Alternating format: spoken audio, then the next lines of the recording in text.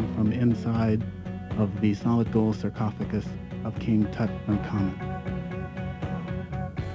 Note the exquisite workmanship. This was the solid gold outer sarcophagus which contained the mummy of King Tutankhamun. The symbols upon which the sarcophagus is drawn represent the mythology of the ancient Kemites, the protection of the falcon, the vulture, and the cobra. Note that Isis guards his feet and her wings. The first angel. This statue was found inside the tomb of King Tutankhamun, but did not tour the country with the rest of the King Tut exhibit. We leave you with this statue of King Tut taken from his tomb in the Valley of the Kings in Waset, which we will show you on our next volume, Reclaiming Our African Heritage.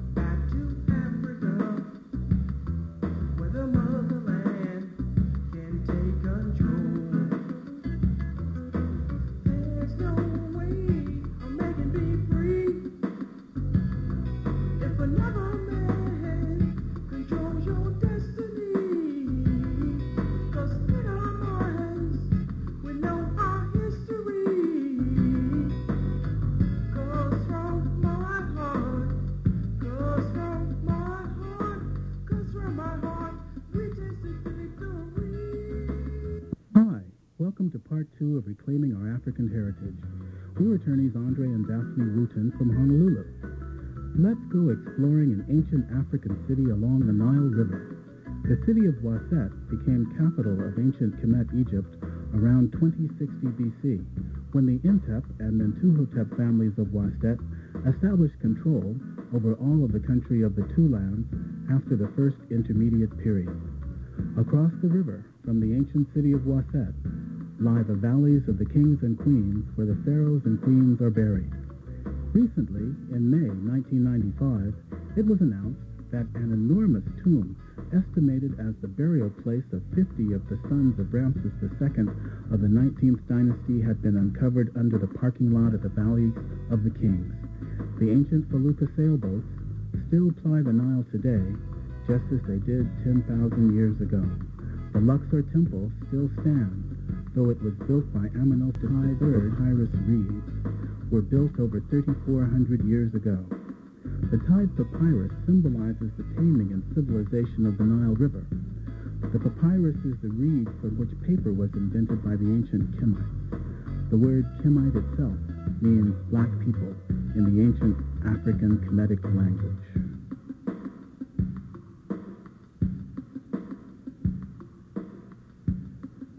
The entrance to the Luxor Temple, the southern temple of ancient Waset. This city was so magnificent that it had 3 different names during 3 different millennia, the original African name being Waset, the city of 1,000 gates. Later, after 330 BC, the city was called Thebes by the Greeks. After the Arabs conquered the country in 641 AD, 1,000 years later, they began to call the city Luxor, meaning City of the Palaces.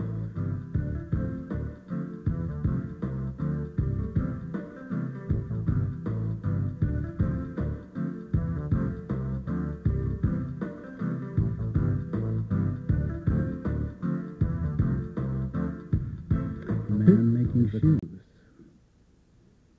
I'm sorry the horse carriage is a little shaky over the cobblestones,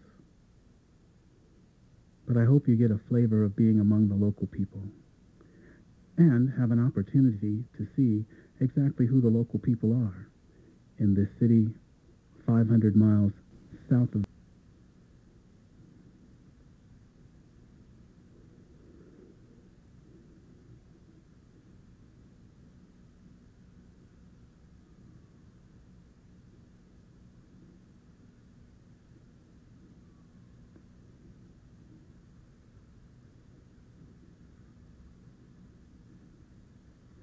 And this is the entrance to the Grand Temple of Amen Ra.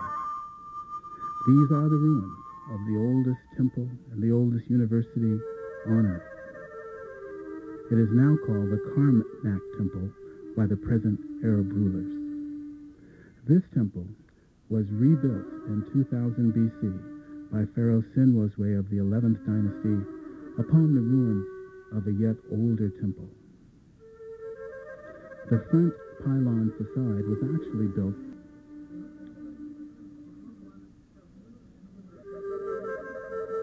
here. This guide is explaining that this is the largest colonnaded temple on the face of the earth, spanning 65 acres. This is not one temple, but several temples.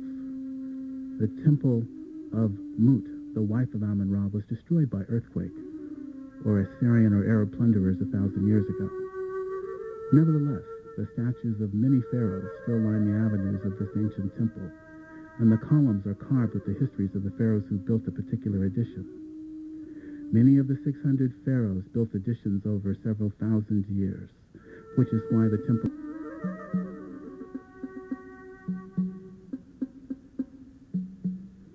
Here again, we see another statue of a pharaoh with the nose chiseled off.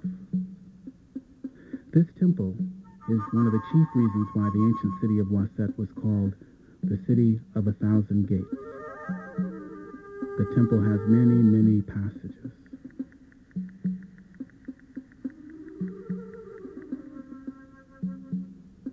And this is the statue of the 27th dynasty pharaoh Ptahmechus, who had Libyan African heritage and was pharaoh during the twilight period of history of Waset around 600 BC, at the time.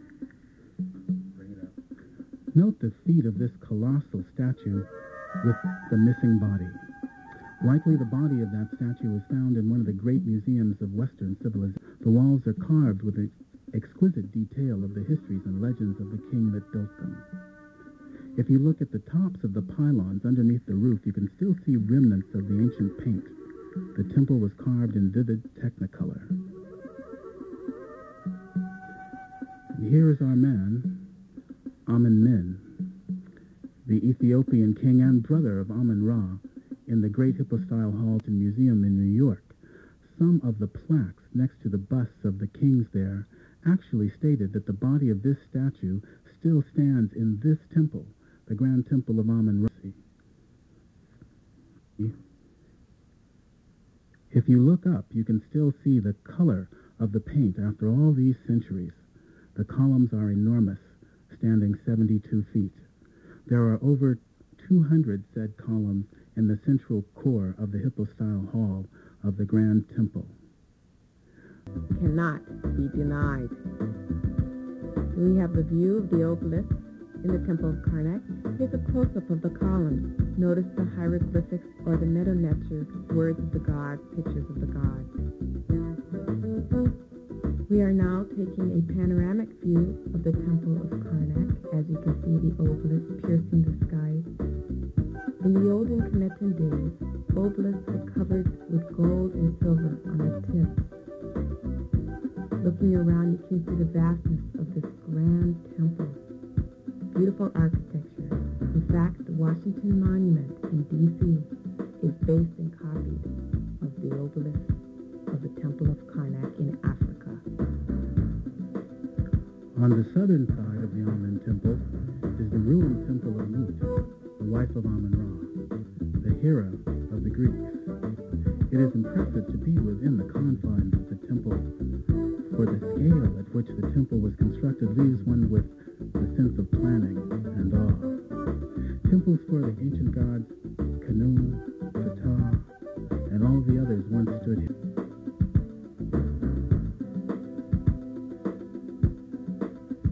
A pharaoh holding the hair of captured war prisoners is a recurring theme. This is Ramses II and the battle with the Hittites.